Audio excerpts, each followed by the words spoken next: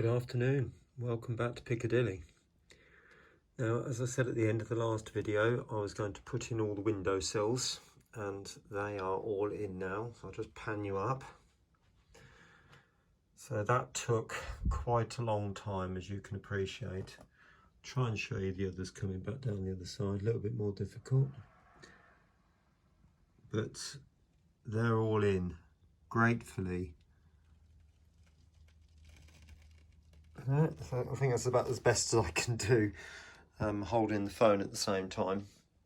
But I then went ahead and put the ends in, just there, and again at that end. And the next clip, I'll show you what I did to put those in, all right?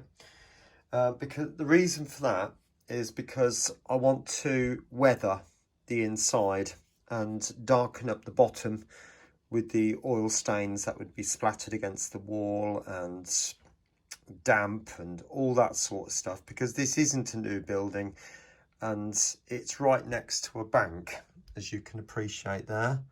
So water would run off that bank, and although it's got engineering bricks at the bottom, into the side of the building, causing damp issues. So I want to replicate that as well. So the one thing I needed to do before I go anywhere near this with paints is to matte varnish it. And as you probably remember, I did the outside, but I've now done the inside too. It's crucial you do that, because if you go straight in with paints, it will stain the paper and the card and you won't be able to do anything about it. Whereas at least with the matte varnish, you've got that barrier, so the paint will sit on top of the matte varnish, dry, and then you put more matte varnish over the top of that if you want to. But it is a very important step. So I'm going to darken down the bottom of this, and also just a few drips at the top. If you remember those pencil marks, well, I rubbed a lot of them out with the rubber, just a normal pencil rubber. Because I just didn't feel some of them looked quite right. Particularly I did some horizontal strokes. What possessed me to do that, I had no idea, but hey, I did. So anyway, next clip you'll see the ends going in and what I did to sort those out. And then I will go on to looking at the weathering side of things. Okay, speak soon. Now, you can, as I said, I'm going to turn my attention to these end walls. Now, what I've done is cut out this piece. And I did that by placing the whole thing, like you see it, onto a piece of card. Marking this internal distance by putting marks either side and again at the far end, okay, up there.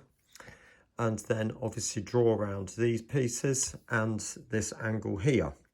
You'll also notice I've notched out these two corners here. So hopefully that should just now slot in. Just like that, okay.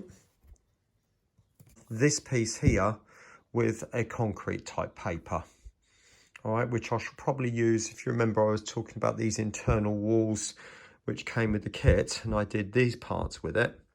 So I should probably take that image and stretch it to go right to the top and do that at the other end as well, all right. And then obviously the brick will go up inside here. Okay, which will be this painted white brick for this part, and just have a pillar there. Pillar, which I probably might go right the way through to the top on the inside. I don't know, I'll have a think about that. All right, anyway, I'm going to get that done and I'll come back to you shortly. Starting to think about the weathering side of things now. I'm not going to do a massive amount on this, but I do want to show you the basic idea of what I'm using.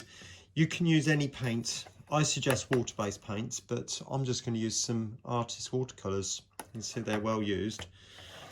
So first of all, I'm just going to mix up a little bit of black with some brown.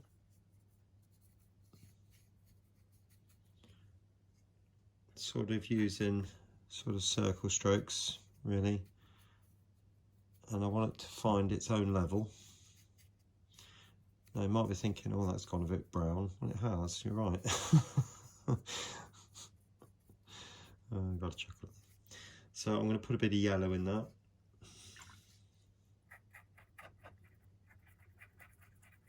Now normally I go straight to the palette, but I think it just needs a little bit of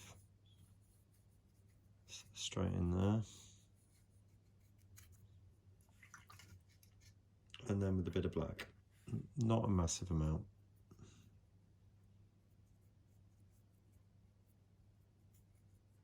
But I do want the black to go up to this point here.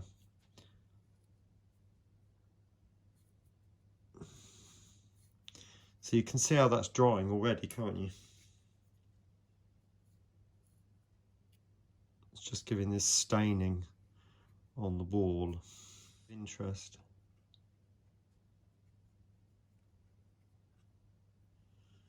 Right, wash the brush, streak that down a bit, and down the inside edges there, so the wall is dirty as well. I'm just going to dab over that.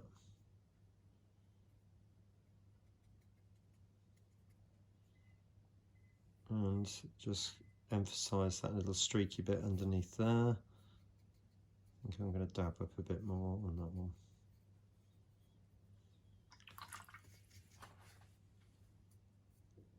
So there's no way I could do this with, if I hadn't have put the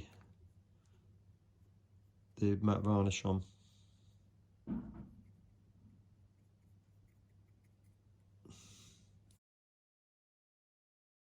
So these are the little streaks running down, like so. And put a bit of red in there as well.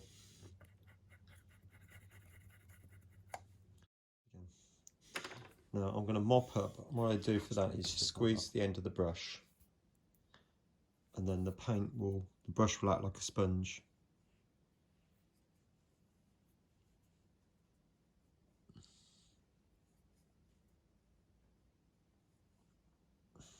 Okay, I'll see how that dries. Right, I thought I'd just come back and just show you something, because I found this quite useful.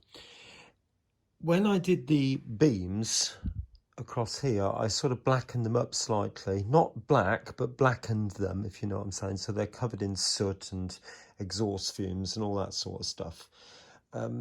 It splattered the side walls. Now, if you don't like the finish that you get, like for example, it's quite, you can't see that very well. I bring that forward there. It's quite a hard edge. I just wet it. And because it's been varnished, you can really soften it. So there's a very hard edge just there. So I don't like that. I want to soften that off by quite a lot. It just is a nice way of creating grimy walls without them looking, well, ridiculous really. So going back over this bit, because the paper is protected. So I must stress the fact that, you know, you can go back over it and change it and alter it. Obviously there is an element of staining, but you'll never get it off completely. But at the end of the day, it's not, if you're trying to grime up the walls anyway, it won't really matter. But anyway, I hope that gives you the idea of the type of thing that I've been doing there, and the bottoms as well, just to give you the impression that it's all been blackened up slightly. I wanted it to look not completely run down, but a very well used building that's just not been cared for. Right, there we are. All the weathering is now done. I'll just pan you up.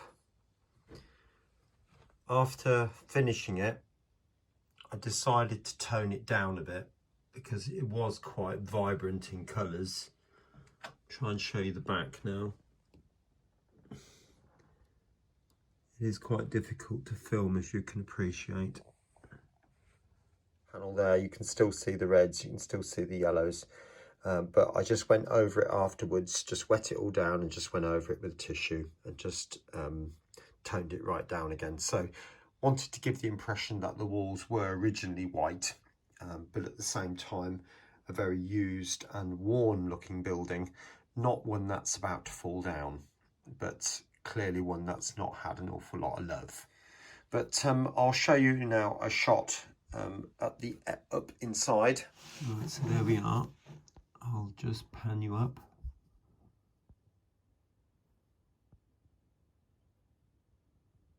So it's going up through the building. That 150 looks as if it's right at the other end, doesn't it? But it's not, actually. It's only about 2/3 of the way up. So it just goes to show how long this really is.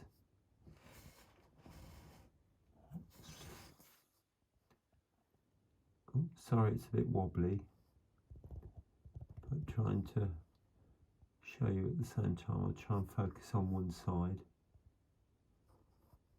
So you get the idea of what it feels like when you're inside the shed. And the other side.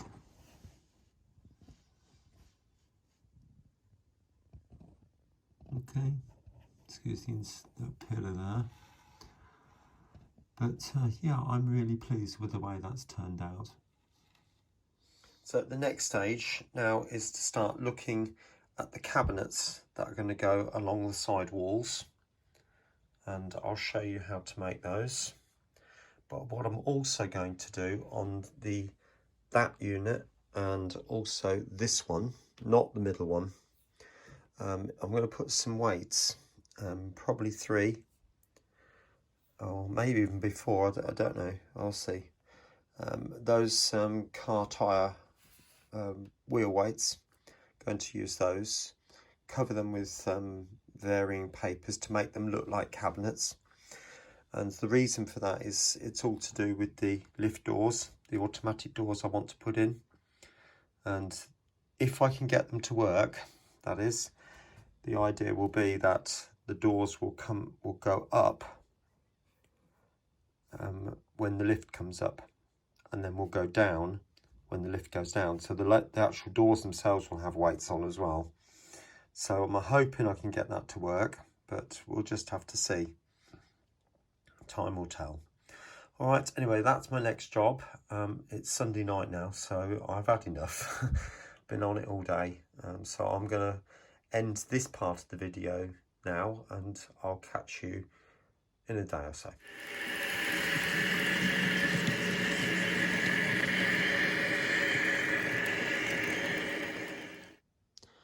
Right, so I've got some of the cabinets and charging boxes, drawers, etc, that come with the Scalescenes kit for the engine shed.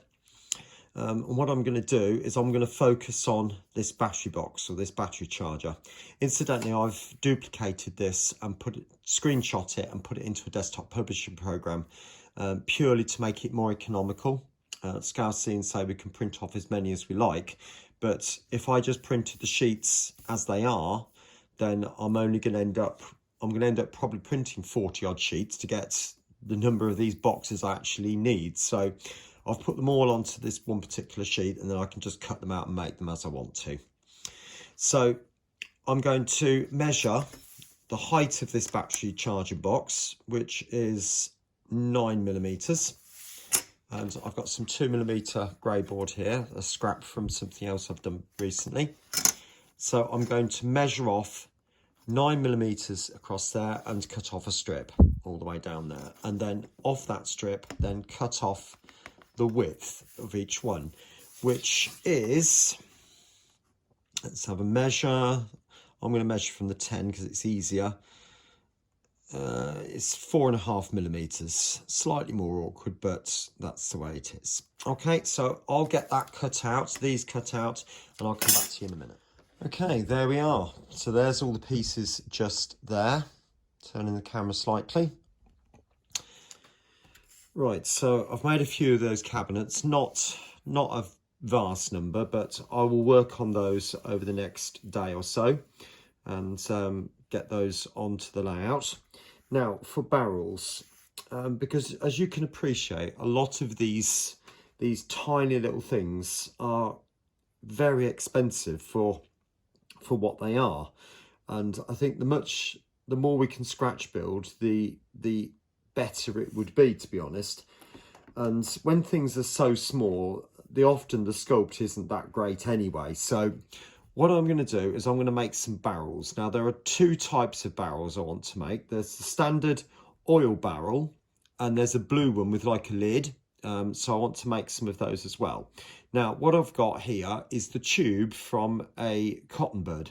All right, so a plastic tube, which just happened to be around about the 3.5mm diameter, 3mm, 3.5mm. Okay, a little bit difficult for you to see there, but I'm going to cut that to approximately 8mm or 6mm.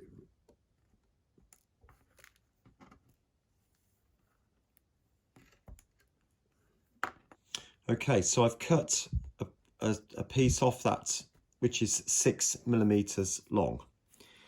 Now I'm going to take this strip that I've just cut off like that and turn it upside down, and then using the tweezers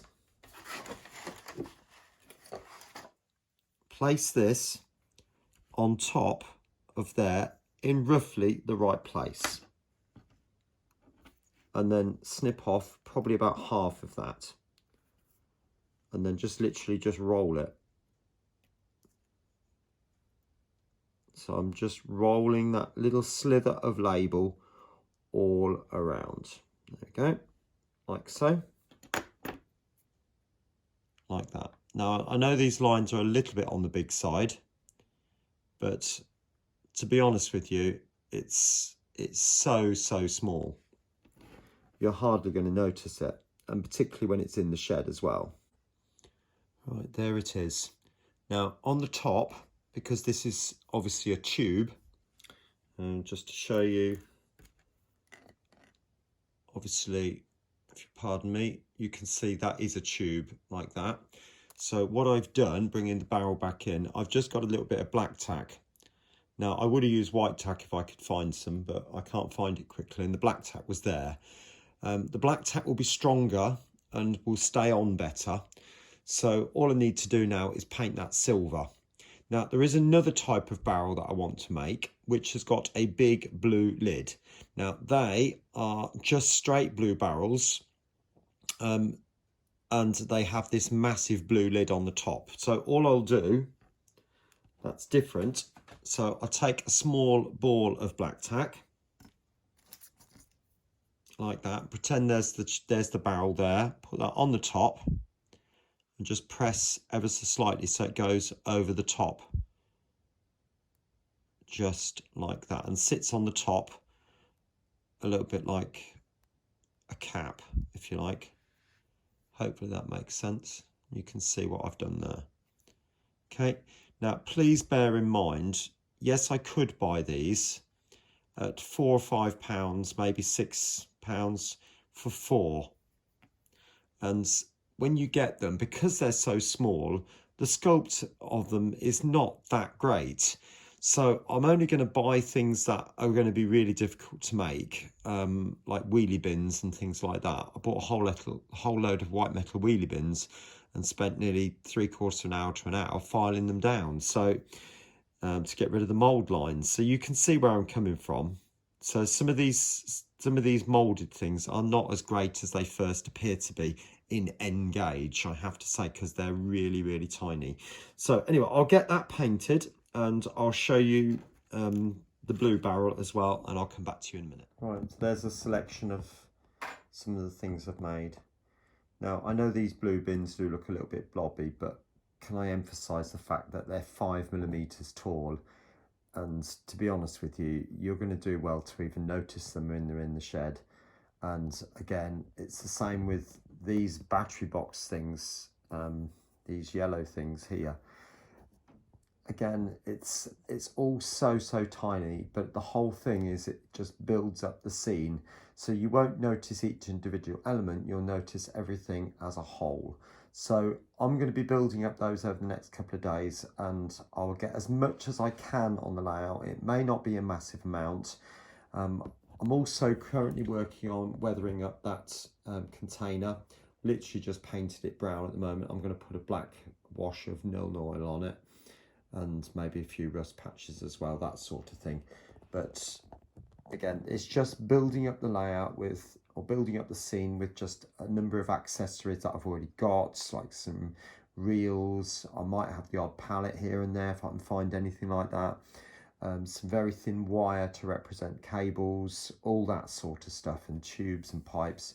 So it's not going to be a complete scene. I'll get as much done as I can now, and the whole thing will build up over time, and I'll just show you every now and again.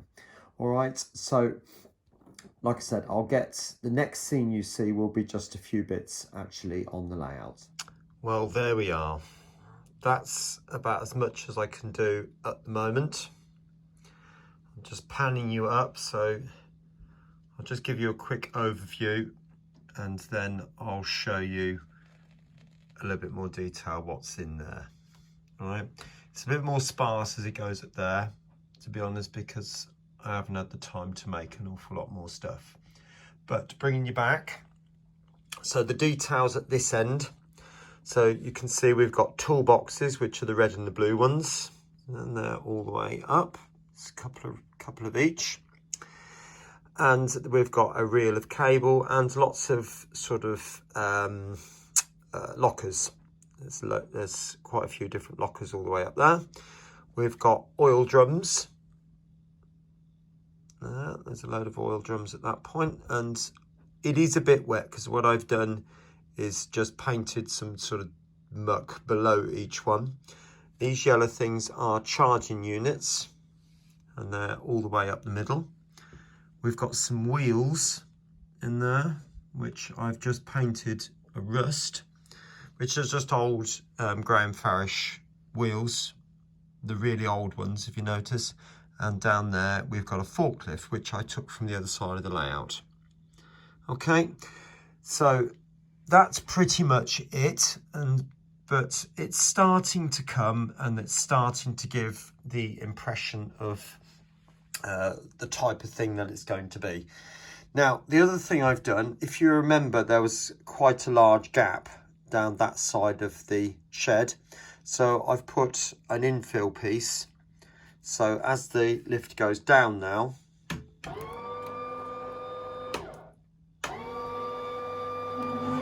it doesn't affect anything, and it just covers up that gap. Whether I do it up there is another matter, because it's less noticeable, and I can always pull the shed across just a tad, as long as that, it's all to do with that pillar at the end, as long as that ends up in the middle of the tracks, then that's all that matters really. But anyway, I hope you like that. I am going to finish the video there, and I'll see you again soon. Take care. Bye bye.